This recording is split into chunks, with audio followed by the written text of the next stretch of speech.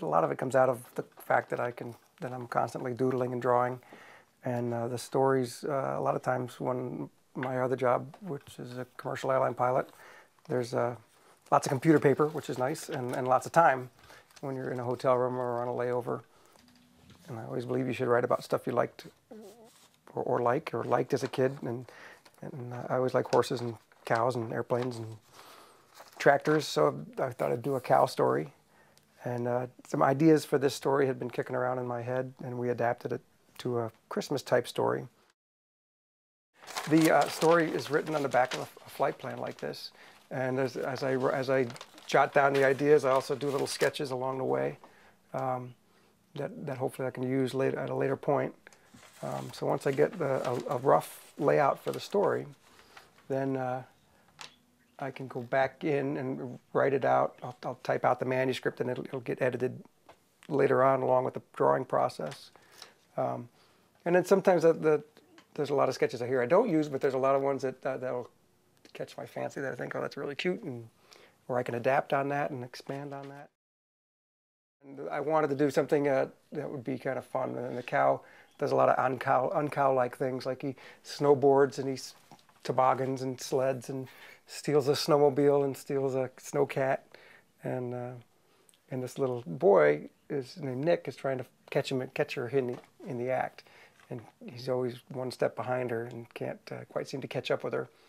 You know, you can draw a cow standing up, that's fine, but can you draw him dancing or jumping or leaping or skateboarding?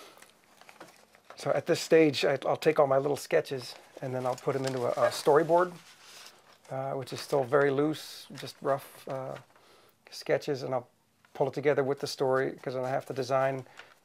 This story was designed kind of more like a Sunday comic strip than I would a storybook, because it's got panels and there's a lot of story to tell in a short amount of space.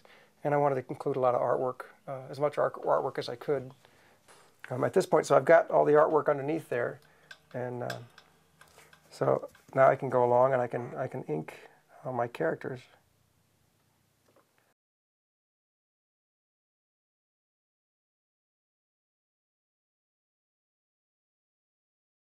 And I'm ready to paint.